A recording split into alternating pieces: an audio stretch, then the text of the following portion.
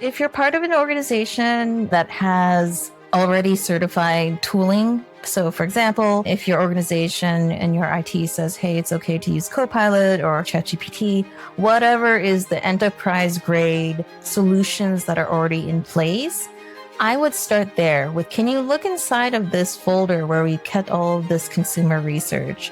And can you help me figure out, is there a new customer I haven't thought of?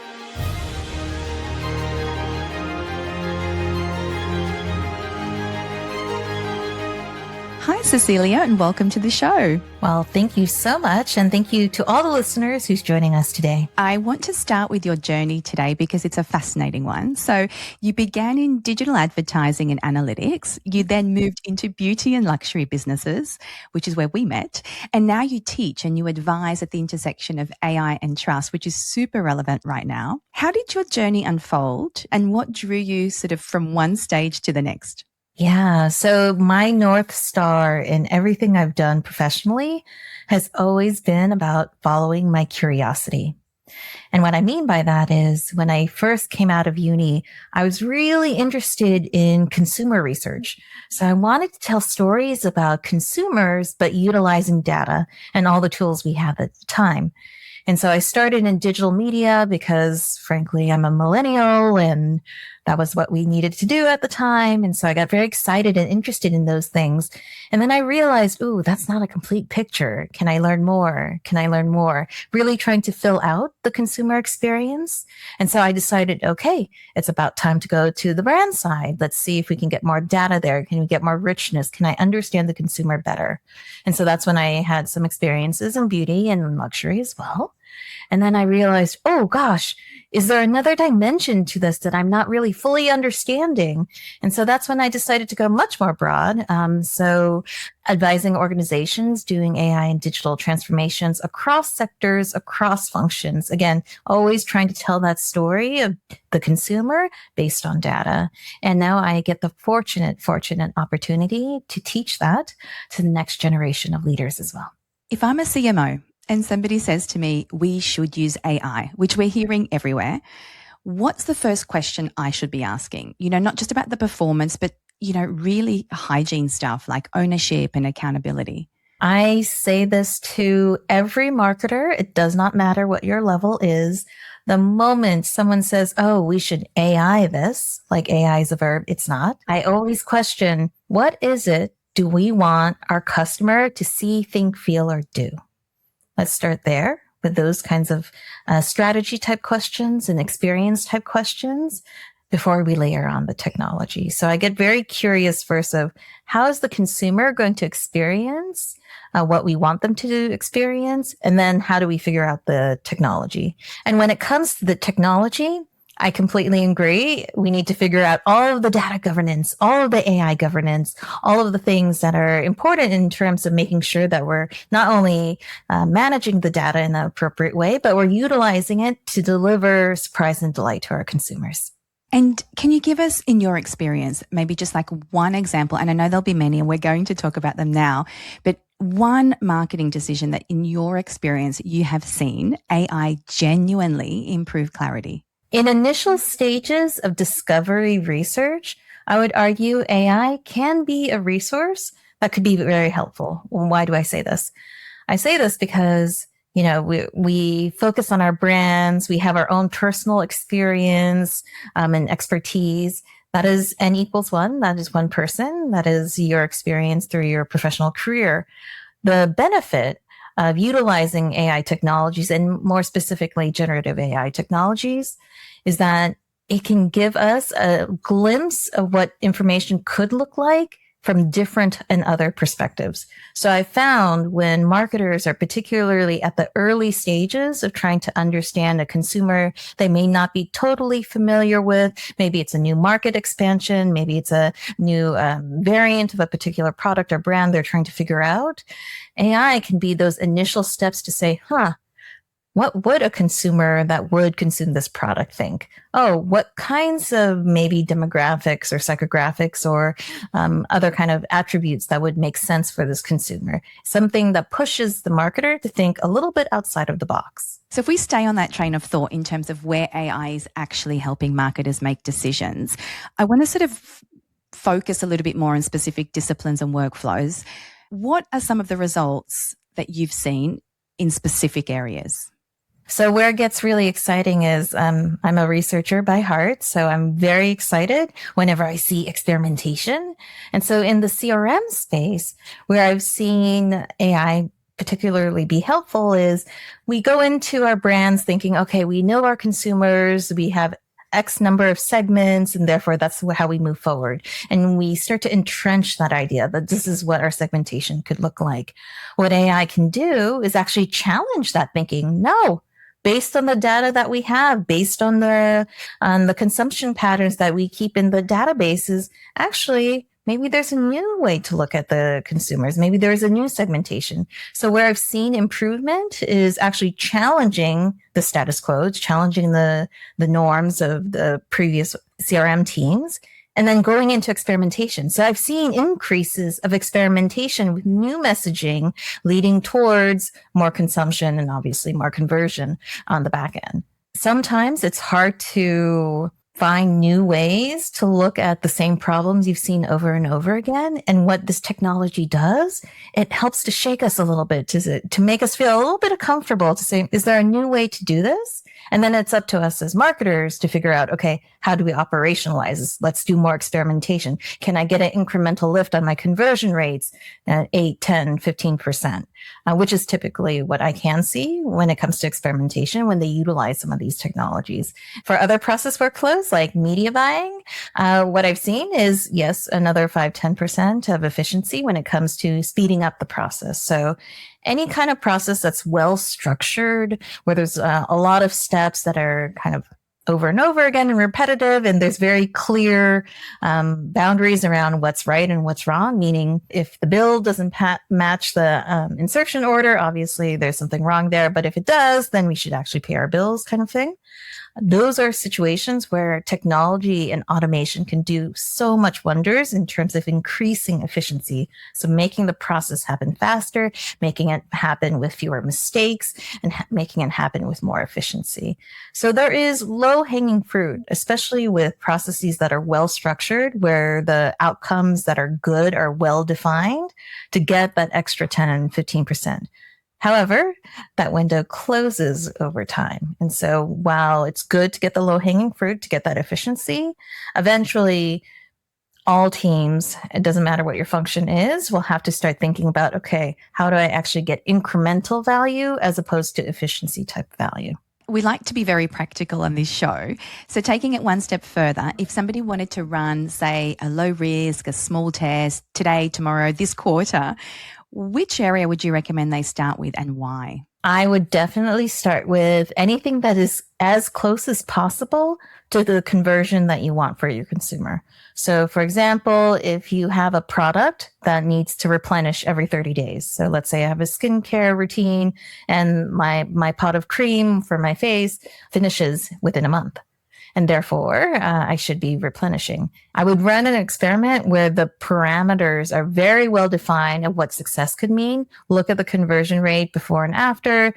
It could be more rigorous, of course, especially with research. However, that's a kind of quick and easy way to have a well-defined problem that you can actually test into whether or not utilizing AI could be helpful in identifying consumers, for example, that need to replenish sooner rather than later, so you can intervene more quickly.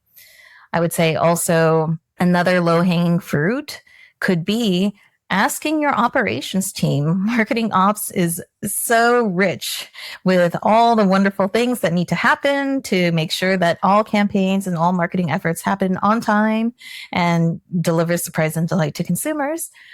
The marketing ops team probably has some kind of process that could potentially be automated with technology. And therefore, that could be another place that's not necessarily consumer facing and maybe a little bit less risky that an organization could test into.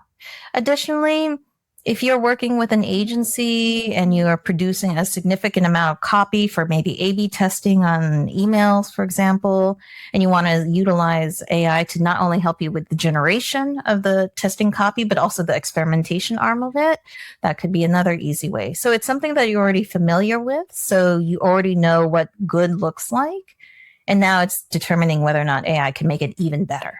That's an interesting point you raise, actually, because, there's a lot of contention out there around, human judgment versus AI, and we'll talk about it a little bit later. But you're saying start with safe, so you can actually check to see if the technology is doing what it's supposed to do. Well, for multiple reasons, right? So the first reason is, one, marketers, who owns the relationship with the consumer? The marketer.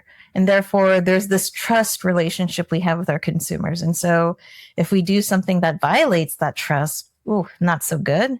And it takes much more effort to regain that trust if we do violate it. So anything that faces a consumer, I'm already very much a little bit more cautious. Secondly, if I wanted to make a business case to my leadership or a business case to my financial counterparts, the ability to be able to quantify the impact, not in impressions or likes or tweets or social media posts, no, in actual concrete metrics that your CFO's organization would recognize, that would be part of a P&L, that would be part of a cash flow document.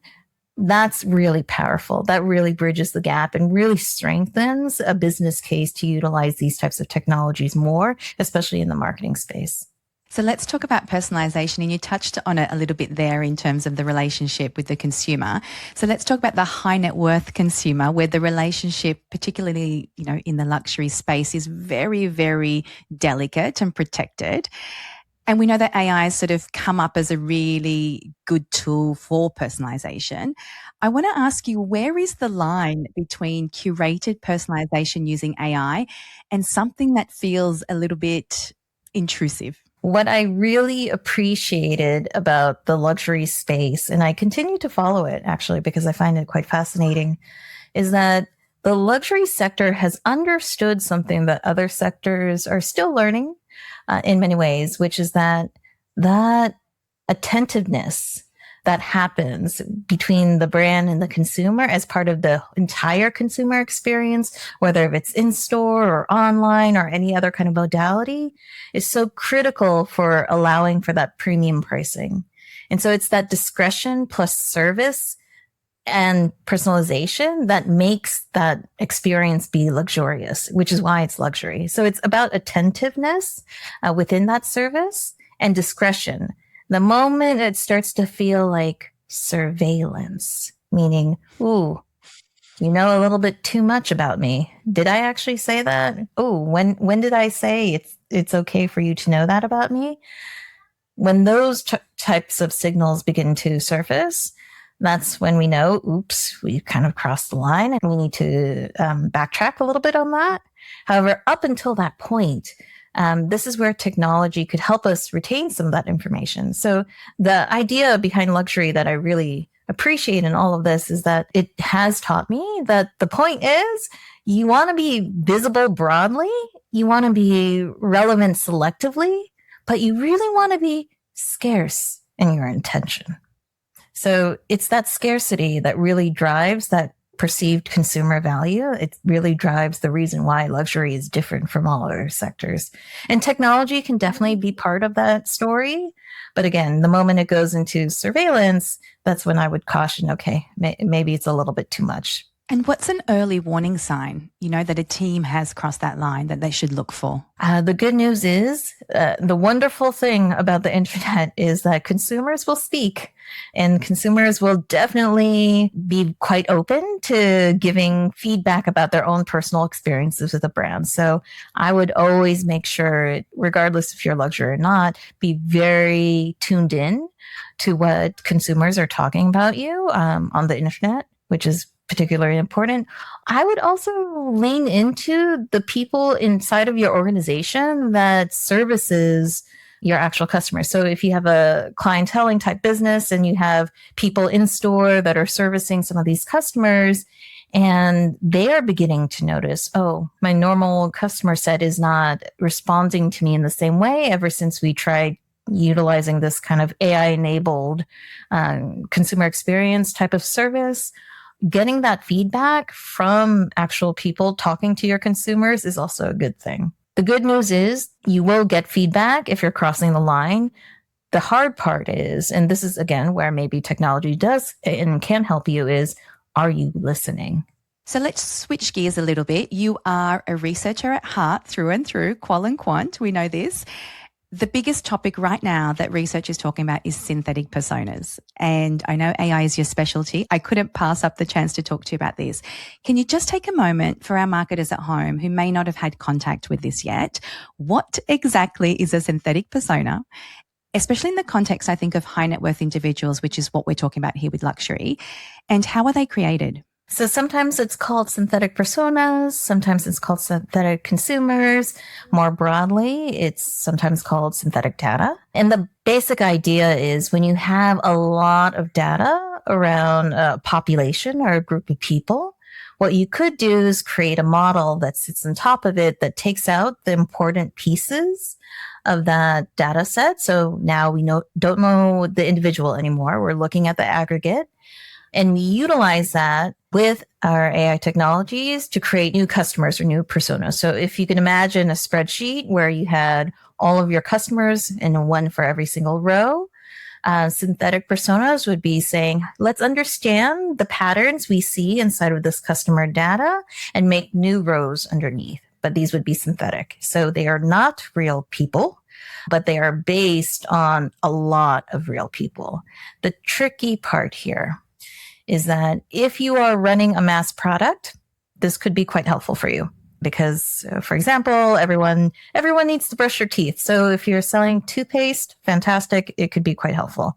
However, in luxury, because it is not for everyone, because not everyone participates in the category, you have to be very careful when you're looking for kind of a very niche types of consumer segments, or maybe consumer segments you don't have a lot of experience in. It's kind of like what I tell my students is you can punch all the numbers in a calculator all you want. It will give you a number back out. Is it the correct one for the problem you're trying to solve? I don't know. Maybe not. The trick with synthetic personas is there are very specific use cases where it could be useful. And I indicated one already when we're thinking about mass products. But when we're thinking about very niche, very marginalized, we don't have a lot of data naturally on this type of consumer or customer segment, that's where I would always feel free to use it. Of course, it's always a signal. Is it the only signal? No. I would always go back to how do I triangulate when I'm learning from synthetic personas with real customers that I know and I can talk to.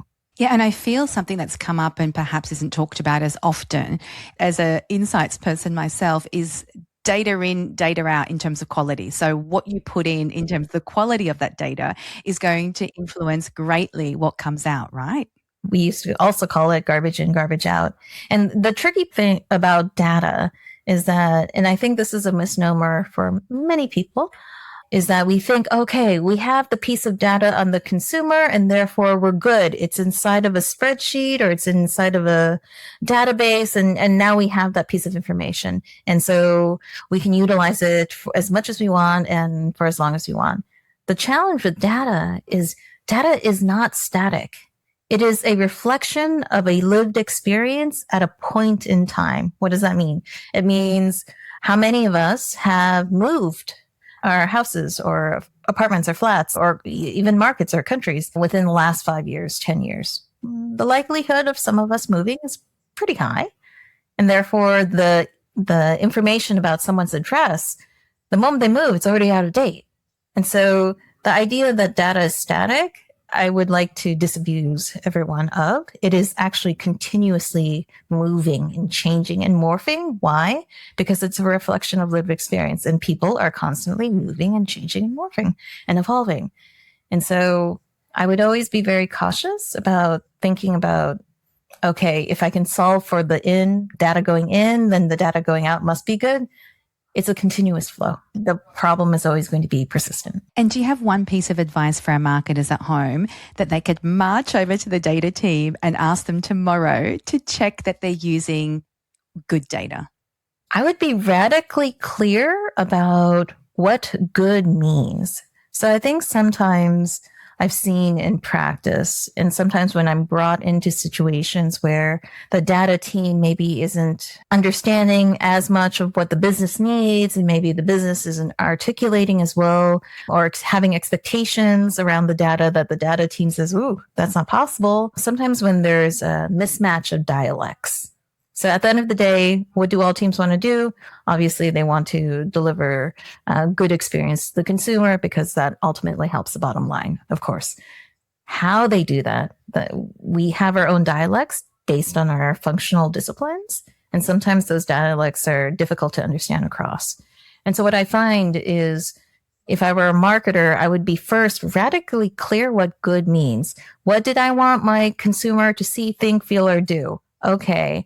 What kind of data would I need to have to be able to help them see what I wanted them to see, do what I wanted them to do, think or feel what I wanted them to think or feel? I take that and I bring that use case to the data team to say, this is the output that I need help with because the outcome is I need my consumer to do, see, think, feel, or do these things. And so I find that providing that bridging dialect or bridging dialogue can be very helpful when trying to figure things out with partner teams like that. Would it be fair to say as well, because I feel like marketers aren't always clear on the quality of the data, would it be also fair to say, the first thing they should also be asking is how old is the data? Would you agree with that? And would you advise on that for marketers? This is where it gets a little bit nuanced. So for example, if I were working in the automotive business, my bias is that my understanding is a little bit more from the US.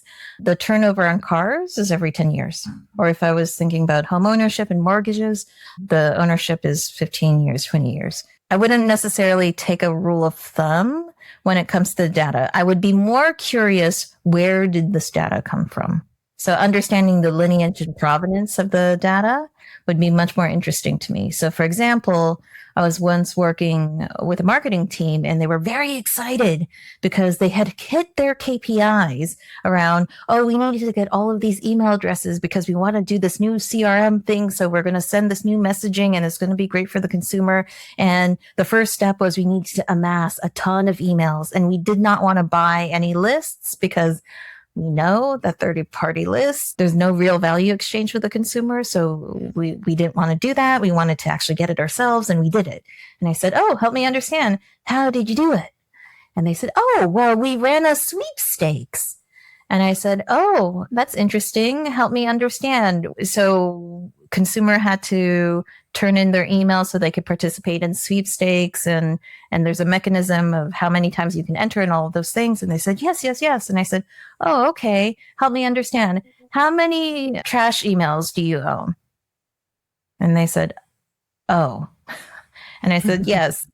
The quality of your data is so dependent on your data generating process. So if we don't really create value exchange that is meaningful for our consumer, we're going to get garbage in on the intake. And so I think it's very important to understand the provenance and lineage of your underlying data. And I know often in practice, we think, it should be our data teams that know this. I would argue no. If you are the business and if you are really owning the relationship with your consumer, that data is part of that relationship with the consumer. So I would argue that someone on your team should have a sense of where this data comes from. How is it collected? How is it being used? What was the exchange of value that we had with the consumer so they would give us this data? What was the promise we made to our consumers as a result of this data?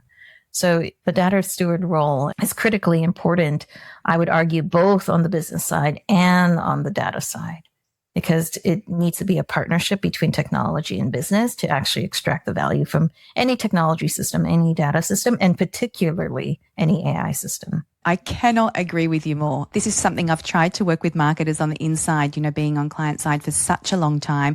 It is extremely critical that the marketers are also very close to the data, understand it, what's in there, where did it come from, because ultimately they are responsible for that relationship with the consumer. I preach this all the time. I love it. Back to personas. How should luxury marketers use synthetic personas responsibly?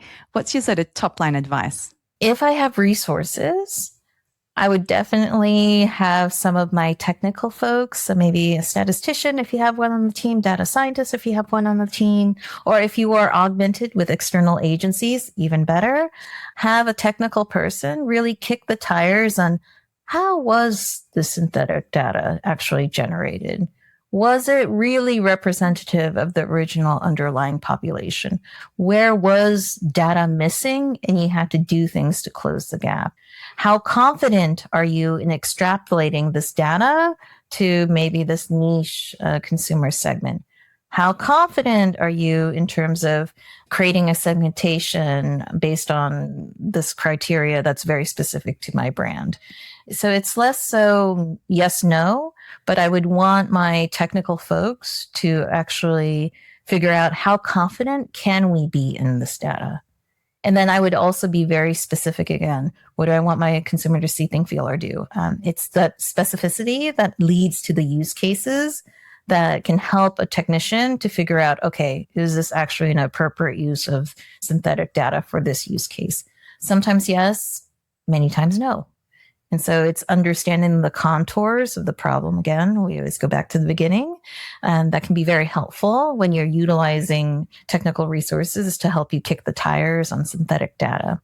But again, if you're getting a free pilot and it's not consumer facing and it's just exploratory, please tell, your team members or please tell your partner teams that you're doing this because you're exploring. I don't want people to not explore. It's like learning to ski, meaning, yes, skiing can be quite dangerous. And if you go on a, Black Diamond mountain on your first go, that is probably a really not going to be a good outcome. But again, you can take lessons. You can learn what the green hills look like. You can learn what the blue hills look like. And it's that experience that is required for you to become a good skier. Same thing with AI. We can read all the textbooks we like. We can watch all of the pundits and AI talking heads, and we can listen to the CEOs of all the AI companies talk all they want. However, until you have lived experience trying to create something with AI, it's always going to be a limited thing. It's an experiential type of tool. It's an experiential type of technology that you have to have your own personal experience to become good at it. So if somebody wants to experiment with synthetic personas, where do you recommend they start? I feel like people are so overwhelmed and they just don't know where to start. So if you're part of an organization that has already certified tooling, so for example, if your organization and your IT says, hey, it's okay to use Copilot, or hey, it's okay to use ChatGPT, whatever is the enterprise grade solutions that are already in place, I would start there with poking in, hey, can you look inside of this folder where we kept all of this consumer research? And can you help me figure out, is there a new customer I haven't thought of? The reason why I say utilize the enterprise level tools is one of the challenges with these technologies is that security is always going to be an issue. And so enterprise grade tools already has the security in place. So you're not accidentally leaking secrets or accidentally releasing information you really shouldn't have. At the beginning of ChatGPT's rise, I believe it was 2022, 2023, there was news cycles of programmers accidentally releasing all of their code base, which is the bread and butter, then the secret sauce for a lot of these organizations, directly to the LLMs, which meant everyone had this information. So what was supposed to be proprietary, they released out into the wild. And so big mistake, don't do that. So enterprise grade tools, start there. Have them look inside of a folder that you're somewhat familiar with. Okay, we used to keep all of our research studies here. Excellent. Have the AI try to figure out what are the patterns inside of that research. Maybe there's a new pattern you haven't seen before. And actually use it in terms of a thought partner, meaning have it challenge you. Give it a persona to say, be the skeptic. or be the promoter or be a business stakeholder. So if you have a business stakeholder in finance, give it that persona of a finance person. If you have a stakeholder that's operations, give that persona of operations. That's where I think it's low risk, well defined, relatively safe, contained experiment you could run where you can start to gain experience utilizing these tools inside of your work environment. Okay, so zooming back out to the general AI topic, I feel like a lot of conversations I have with marketers out there in luxury land, there's a lot of conversations around this overwhelm, and they're just sort of, it's a lot, especially people that don't have technical backgrounds. Do you think you could put people at ease by saying, this is something marketers don't have to worry about when it comes to AI? And you touched on some of it already, walking over to your data team, working with data engineers. But is there something that they don't need to worry about just to kind of reduce that overwhelm a little bit? Do I think the sky is falling regarding AI? No. What my message to everyone, especially those of us that are listening to the news and maybe we don't have a technical background, this is a wonderful opportunity to practice giving ourselves grace, meaning no one has all of the answers. Giving ourselves the grace that we don't need to know everything right now to be good at our jobs and be good marketers and delivering those types of experiences. Are there areas where I would say maybe are still on the radar that marketers should be aware of, but there are other teams that are going to definitely lean in and help on that? For those of us who have multinational experience, AI regulation is not uniform. And so if you're working across markets, it can be quite complicated. And so is that an area where I expect marketers to be super experts? No. Is it areas where I say, hey, you probably want to have a relationship with your legal department or maybe your compliance department, or depending on the size of organization and how you're structured, maybe with your information security department? Yes. But then again, it's less so that, oh, don't worry about it. It's more that it's on your radar, but you have the expert inside of your organization where you built that relationship so that you can trust them to manage those changes for you. And that's one of the things that I think is part of the changes we're experiencing in the workplace, meaning it's less so you're specific, I'm the expert in everything, I can be totally independent. It's more so, how do I augment myself with people with expertise, technologies that help to provide efficiency such that I can produce the most value that I can. So it's not about going it alone. It's about understanding the ecosystems and networks of people and technologies that can help close gaps of where you don't necessarily have all the time and all of the bandwidth to actually pay attention to. And that's okay. We do not have to pay attention to everything. We have to be quite mindful, actually, about what we choose to pay attention to. And for marketers, I would say your number one and always will be is that relationship with your consumer. So let's talk about AI and human judgment, another hot topic in this territory. Where, in your opinion, should AI inform decisions in marketing, and where should human judgment firmly stay non-negotiable, in your opinion? Anything that's low risk, procedural, again, well-defined problems and processes, having AI primarily lead the automation where you still have human in the loop to check in at certain points to ensure that, again, at the end of the day, if something goes wrong, it's a human that's responsible, not a machine. That's an area where I think AI could be quite helpful. So again, well-defined, well-structured, procedural type of workflows could be quite helpful. Low risk could be quite helpful. Where it is high risk, very consumer facing, frankly, experimental. Those are the situations where, do you want to use technology? Sure. Yes, of course. But technology does not lead. People still lead. And so that's where I want to make sure that it's easy to try to defer everything to the machine because the output looks nice and, it just helps move things along faster. But again, the moment we violate that relationship with the consumer because we said something off-putting or something was just very wrong in that communication to the consumer, The machine doesn't care. The machine is just the machine. Your bosses will care, your consumers will care, you will care because you're a good marketer. And so that's where I want to make sure that when it's high risk, very consumer facing, experimental, we continue to have humans lead while being augmented with machines and technologies, where it's very procedural, typically low risk. That's where you can have machines lead the automation, but still have humans in loop at certain points for quality control. So when AI is introduced, say, in a marketing workflow like a campaign or a CRM program, in your experience, how can marketers evaluate whether the AI is actually doing what it's meant to do, whether it is moving the needle in what it's set out to do? Yeah. So before I apply technology to anything, I have to be radically clear about what good looks like and how to actually measure that good. So the low-hanging fruit use case, I want to be a little bit more efficient. A process that was normally 6 weeks long and involved 20 team members. If we apply AI for automation, does it reduce it by 2 weeks and actually reduces the number of team members that have to be involved?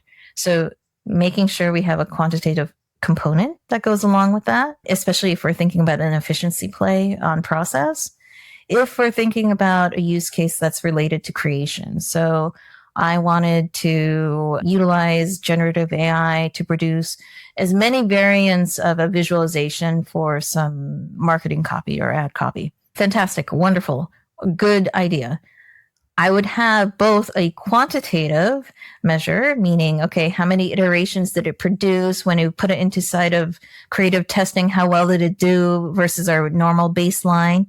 But I would also have a qualitative measure, meaning having people inside of the organization who are experts already in the brand DNA, the brand voice, the brand tone, all of the things that make the brand so unique in terms of the way it communicates. I would also have them evaluate, can you tell the difference between the AI generated output versus someone else on the team? And the reason why I say the qualitative is important is that if we only focus on the quantitative as a measure to test whether or not AI is producing more value, we quickly only look at efficiency type plays. And there's only so much efficiency you can ever squeeze out of a system.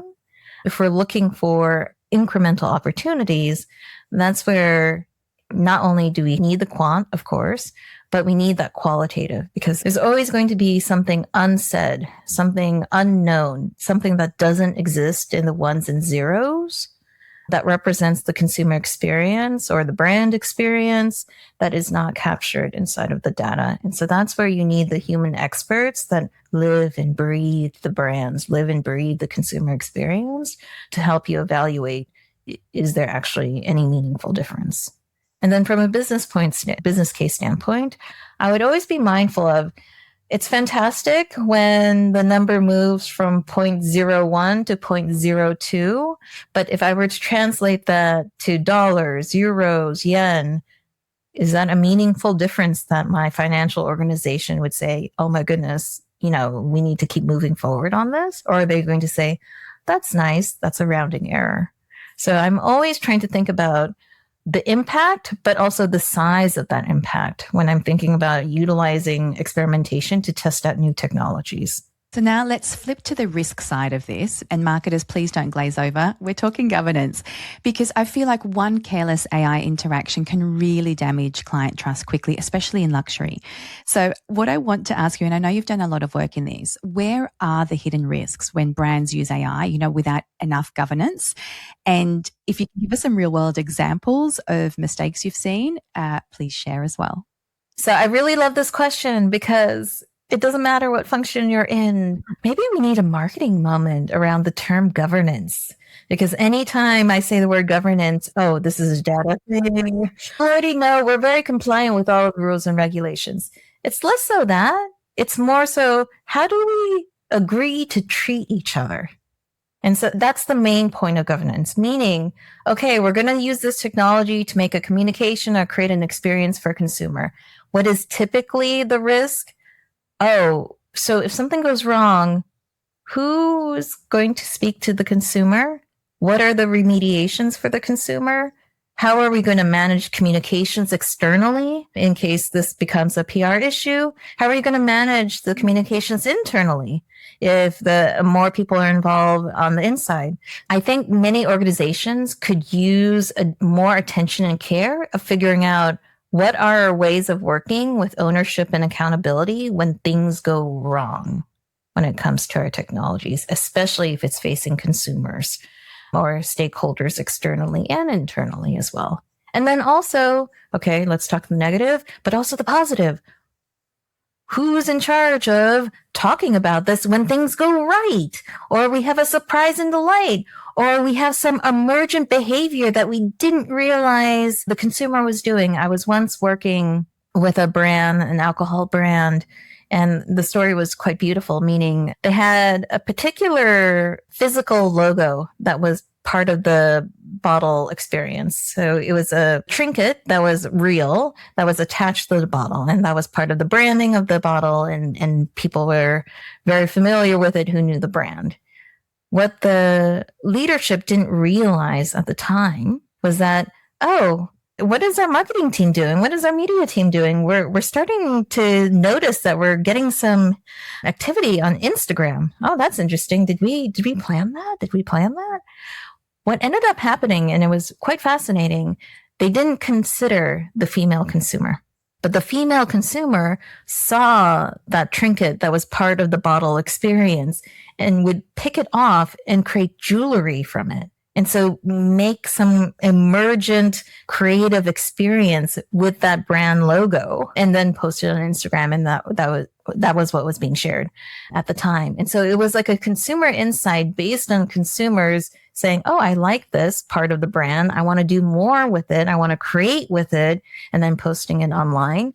The leadership at the time wasn't fully aware that this was happening. And then two, they didn't realize that, oh goodness, there's this consumer segment that they're not really speaking to that could totally benefit from the brand speaking to them, namely these individuals who are very creative, mostly women at that specific point in time, that were trying to play around with the elements of the bottle. And so I think that's where governance could be particularly helpful, especially on the positive case. That was a physical trinket. Yes, of course, that was amplified through social media. So there's internet and technology there. But imagine that in a AI scenario. So in an AI scenario, maybe there's a modular components where consumers are starting to play with elements of the brand and posting that online and sharing it with their friends. Okay. Who's in charge of making sure we talk about it as a business? Who's in charge of helping to manage that community because they're engaged with us? Who's in charge of making sure we're empowering that community to continue to engage with our brand in the way that they want to, that's meaningful? And does that give us insight into how consumers in that particular segment are viewing our brand that maybe we can apply in other places? So I think being clear about the ways of working, being clear about accountability and ownership, especially when it comes to technologies, especially when it comes to AI, when it goes bad as well as when it goes good, is so important for organizations to figure out. You don't want to make a plan when, the emergency is already happening. That's usually not a good time. So if you were advising a luxury brand building its first AI governance framework, what would you say they must be able to answer before going live with any consumer-facing AI? Like, what's your one thing? I would be very clear with who is accountable for explaining to all stakeholders how is this actually improving the consumer experience. And the reason why I say that, especially when it comes to governance, is that something that is very current right now that a lot of folks are beginning to talk about is that a lot of organizations will do what we call in the business AI washing, meaning I want to express that I'm being innovative, and so I'm just going to AI this. That's not delivering value to consumer. It's AI for AI's sake. And so in a governance program, I would want to make sure that there's somebody inside of the team that can articulate very clearly what is the benefit to the consumer, not in consultant terms, not in kind of esoteric theoretical terms, but from a consumer's perspective.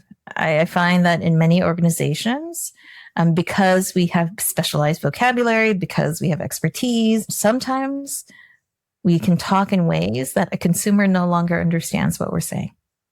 And that's usually a sign to me that, oh goodness, maybe we need more consumer voices to help level set and keep us grounded in what we're trying to do. Voice of consumer. I mean, it comes up so much inside organizations. And I feel like not just AI, in everything that we do, we need to remember, why are we doing this? I really like that answer. Okay, so let's look ahead. We're coming close to the end. And I know you don't have a crystal ball, and I know technology is an especially hard one to predict. But if we were looking, let's say, next 18 to 24 months, because I know you can't predict in the next 20 years, from your teachings, from your research, from your experience working with clients, what AI development do you think luxury marketers are currently underestimating and perhaps should really think about? I'll make it a little bit more salient. So something that I can definitely foresee more so in the next year to 3 years, that's going to be relevant for the consumer experience. Very soon, many consumers are going to be utilizing AI-enabled search. We don't even have the solidified vocabulary to talk about it more broadly. So what I'm basically saying is consumers are going to use services like ChatGPT, Gemini, Perplexity, Claude to help them do search that they would normally do in more traditional web browsers. What is the distinction? Why do we not just call it search? Why don't we just call it like the next version of search? The difference is traditional search is about retrieval of information. So please go fetch me this. And the internet's very big. There's a lot of information out there. Super, super helpful. Indexing the internet is a very important role. It's a very viable business model.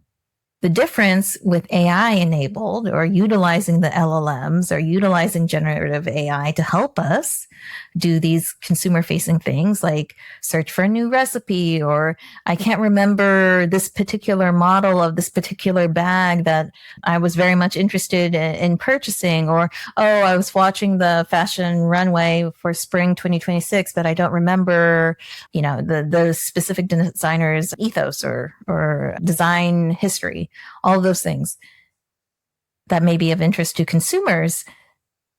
The distinction is that AI is going to interpret information as it is retrieving that information for the consumer.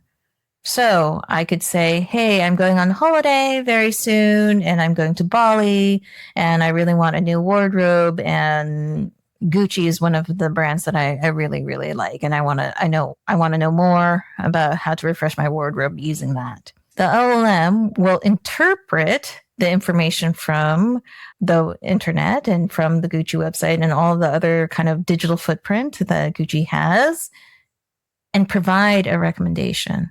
So it's that interpretation layer that AI provides that's going to change the relationship between brands and consumers very, very soon. So brands are going to be communicating to their consumers through machines and platforms that interpret the brand for the consumer. And so that's an awesome responsibility in the sense that, oh goodness, me as a marketer, I have to immediately start thinking about, yes, I'm always going to be very concerned with what am I communicating to my consumer in a meaningful way that resonates with them. But I also have to start thinking about how am I communicating, or how am I setting up my information systems, my data systems, in partnership with my data teams, of course, such that the LLMs, the AIs can also understand my brand. Because now I have the AIs and LLMs, which I do not have direct control over, interpreting my brand for my consumers. It's a new modality of the way consumers learn about brands, experience in brands, interact with brands, that we're going to have to be mindful of. Not only do we have real people consumers, which we're very accustomed to, but we also have machines as interpreters of our brands to consumers. And given where all of this is going, for smaller brands out there that might be emerging or starting out and are not collecting data yet, what is your message to them? Your relationship with your customer is your moat. If you want to survive, you need to have a relationship with your customer. If you are only transactional, then that means If a consumer suddenly decides you no longer have any utility for them, they will switch brands. The stickiness that happens, the reason why they pick your brand versus another brand, especially in luxury, is that there's an attachment. There's a relationship between the consumer and the brand. And so if I was a small brand and I wasn't collecting data, I would be very quick to figure out who inside of my organization, or if I'm augmented with agencies, who within my agency infrastructure can help us with this consumer data strategy. Not just a data strategy. Yes, you can have that too. That's wonderful. That's also very helpful. But again, I'm more focused on the consumer data strategy in the sense that I also am very mindful of, especially if you're a smaller firm, you don't want to collect all the data.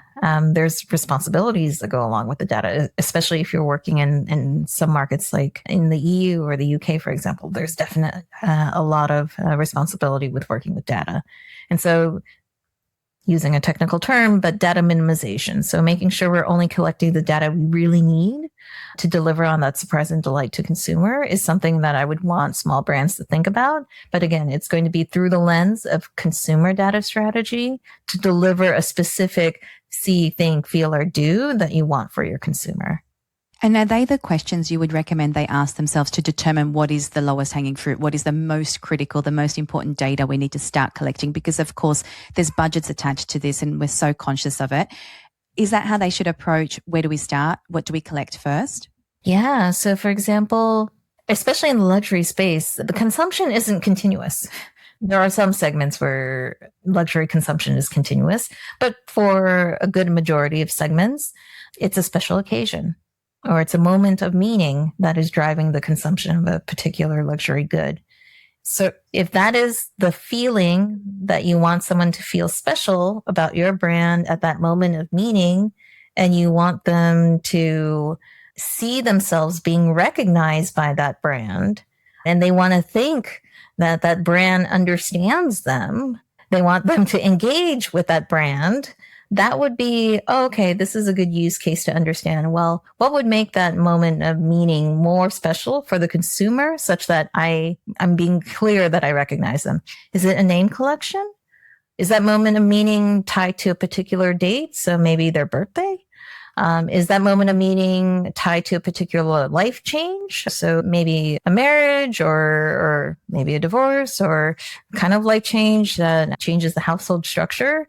And so you want to acknowledge that with a gift of some sort. And that's where we need to get some preferential data around the consumer. So again, it's figuring out what is the see, think, feel, or do that you were already going to try to do, tying that to, okay, if I want my consumer to see, think, feel, or do on this moment of meaning, what information could be helpful if I'm trying to manage a relationship that could elevate that consumer experience? And then that's it. I wouldn't necessarily try to collect all the data. Please don't. It can get out of control very quickly. But if it is enough just to get their name so you can personalize that message to them for that moment they're consuming the product, okay, that's already a win. And build from there. And then I would parallel figure out how do I continuously get feedback from my consumers so I can keep talking to my consumers. And would you say fewer, bigger, better? Make sure whatever you do choose to collect, make sure you can collect it well and there's quality there before you move on to the next collection? Or would you say start with a cross section? It really depends on kind of the resourcing of your organization. When would I choose to focus on quality? When I have a very clear use case.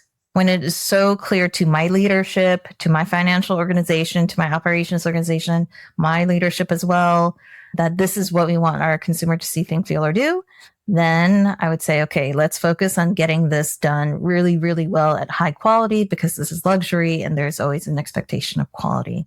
If it is, okay, well, we want to explore utilizing data a little bit more, but we're not super clear. And maybe we want to have sandbox experiences because we need to test the waters on, does the consumer find this off-putting? Or does the consumer actually want this? Under which scenarios does the consumer want this? Meaning, when they walk in the store, they want high levels of personalization. When they're on the website, they just want to be able to transact quickly. What are the consumer expectations around that? That's when I would go a little bit broader with trying out data. But again, it's very much along the spectrum of how much alignment do you already have and specificity when it comes to the use case to help you decide, okay, yes, we should be very focused on getting the data in. That's really, really high quality versus trying other data sets. And you raise a really good point there, because in my experience working in headquarters, really large organizations, it's the first thing the data team says to us. When a marketer or a business person says, right, there's this amazing idea we have, we want to do this project, we want to collect this data, we want to, in my case, it was building, dashboards with sort of centralizing data and things. The first thing they would say to me, what is the use case? And because their time is finite and everybody's coming to them now, it is a very relevant topic. Everybody wants to do something. They prioritize, and they prioritize for the entire business how that resource, even if you do have an internal data team, how they prioritize their resource. So I completely agree with you. I think the use case is one of the most critical, I guess, determiners of whether it is something that's viable and should be prioritized. And tying it back to the earlier part of the conversation, thinking about, yes, we can have a really good use case, but impact and size. So if the impact is small or the size is relatively small, that again, my CFO's organization is not necessarily going to see it inside of the P&L or in the budget, I would question, should we do it given finite resources? So we've come to the end, and we like to finish off with some mentor style questions. But before I go there, would you like to mention anything else on the topic before we close that we maybe haven't mentioned already? I have all sorts of feelings around that question, meaning I recognize there's a lot of external pressure to utilize technology because we have to show we're innovative. We need to show that we're constantly pushing the boundaries forward, and all sorts of, FOMO that, or fear of missing out, that could be inside of the marketplace. Where I always suggest to all my stakeholders, and it doesn't matter what function, but particularly the marketers, is play to your strengths. If playing with technology moves you too far away from the bread and butter of what you do as marketers, the bread and butter of delivering that consumer experience of surprise and delight, I would encourage you to be courageous enough to say, maybe we need to think about doing this in a different way. Do we really need to AI this? Having the courage to say we don't need to utilize AI for a solution, for a business problem, takes a significant amount of courage, especially in this context.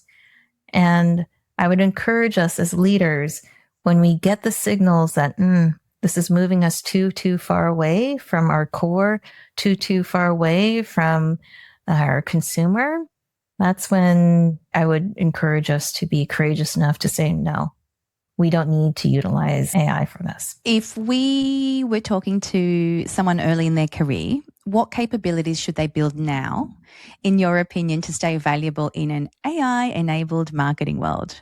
So I always talk about durable skills.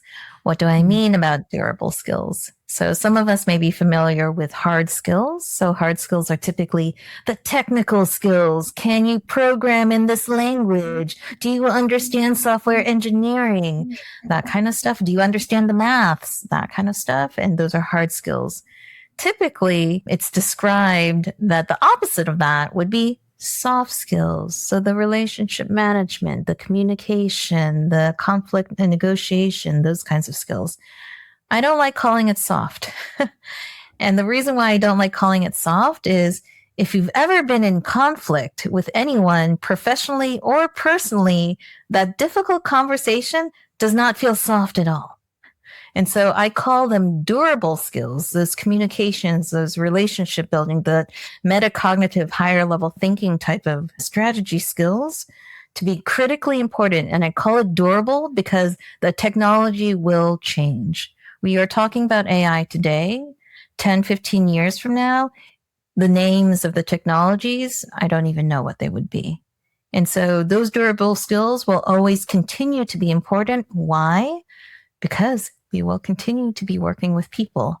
I can say personally for my own career, more than half of the roles that I've ever had, I was first of my kind, first of the title, first of my name.